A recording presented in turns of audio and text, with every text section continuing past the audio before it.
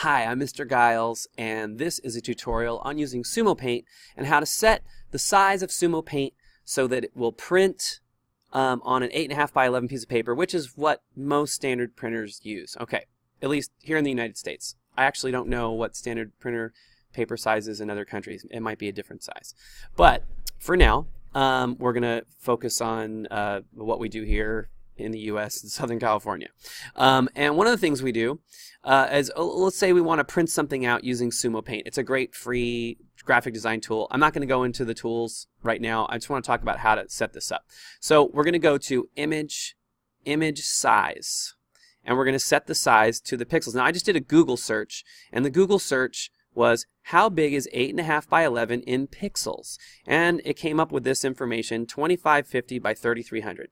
So I'm going to go back here, and I'm going to set the size to 2550 by 3300. And I'm going to say OK. Okay, so now, and by the way, if you're not selecting this, you're going to want to select the zoom tool. If you're on the paintbrush tool and you did that, you're going to go to the zoom tool, and then you should see the option to say fit on screen. And I'm going to select fit on screen. Now that fit on screen is selected, you now have an 8.5 by 11 sheet of paper, and it doesn't look like it's fitting on the screen. Let me see. There we go. I clicked on the screen once. Now it's fitting. You can see it looks like a piece of paper. It's that rectangle, and there you go. That's how you do it. Now for our assignment today, we're going to be clicking on the T tool, which is the text tool, and we're going to make a large printing of our name on the bottom, and we're going to be using these tools up here which change the font size. So I'm going to just click on the screen. I'm going to type let's see, John B. Now right now it is size 30, and that is way too small, so I'm going to just click here. I'm going to drag that font size larger. Actually, I'm going to highlight it first.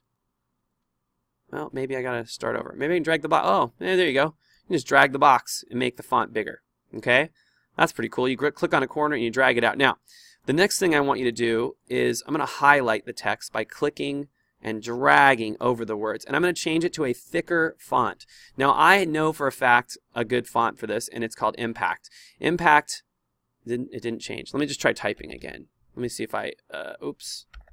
I just typed in the font. Okay, so let's go to font. Let's go here. Let's just delete it. And I'm going to try typing John. Let's try new text. I'm going to just click out of this. I'm going to select a new tool. Click T again. I don't know why it's not letting me change my font here. John. By the way, if you ever have a problem with Sumo Paint, you can always reload the page using the reload button, which I'm just going to do for right now, and see if I can get that tool to work properly for me. So let me go back here.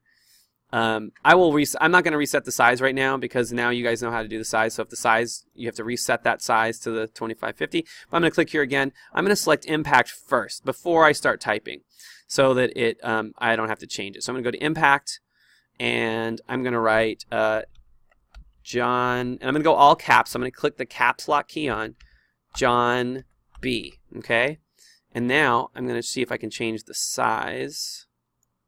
Maybe I just need to drag this out. Yeah.